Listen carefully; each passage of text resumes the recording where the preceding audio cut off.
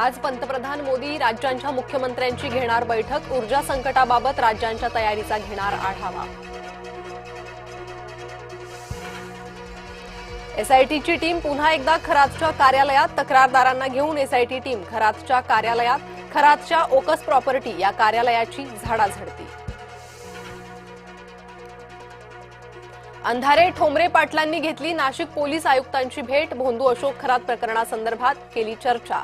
चाकणकरांची चौकशी करण्याचीही मागणी। लिंगपिसाट अशोक खरातची एचआयव्ही टेस्ट निगेटिव्ह। पोलीस कोठडीत करण्यात आली टेस्ट। भविष्य सांगण्याच्या बहाण्यानं करत होता महिलांवर अत्याचार। महिलांसोबत केलेली कृती हा विधीचाच एक भाग। मी कुणावरही जबरदस्ती केलेली नाही। पोलीस चौकशीत भोंदू खरातचा अजब दावा।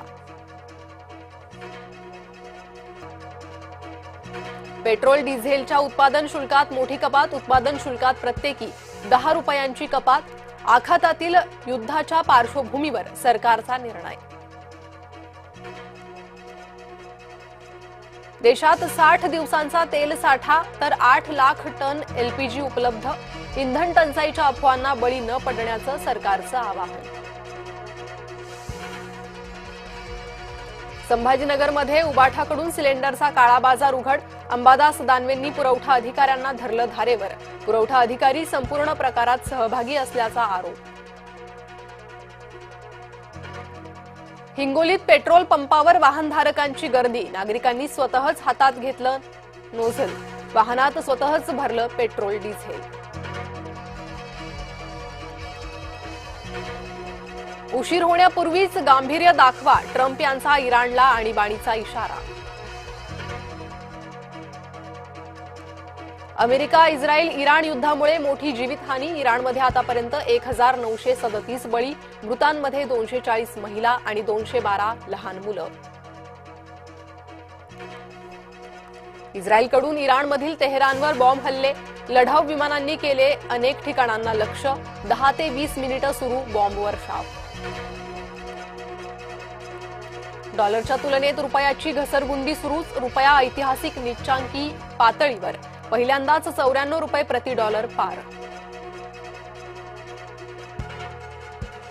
महादेवाचा अवतार असल्याचं सांगत बलात्कार। वसईच्या स्वयंघोषित धर्मगुरू ऋषिकेश वैद्यवर गुन्हा दाखल। गुंगीचं औषध देऊन अत्याचार केल्याचा दावा। वैद्यनं आरोप फेटाळले। संभाजीनगरच्या महापालिकेच्या सभेत राडा। उबाठाच्या नगरसेवकांना पोलिसांनी ओढत बाहेर काढलं। अभिनंदन ठरावामध्ये ठाकरेंचं नाव न घेतल्यानं वाद। परेल टीटी पुलाचं काँक्रिटीकरणाचं काम सुरू। कंत्राटदारानं पूल बंद असल्याचा गुजरातीत लावला बोर्ड। उबाठाच्या कार्यकर्त्यांनी आक्षेप घेतल्यानंतर बोर्ड हटवला। सिंधुदुर्गात गारांसह अवकाळी पाऊस। कसाल कणकवली भागात मेघगर्जनेसह अवकाळी पावसाची हजेरी। आयपीएल 2026 स्पर्धेचं संपूर्ण वेळापत्रक जाहीर। उद्यापासून क्रिकेट प्रेमींसाठी आयपीएलचा थरार।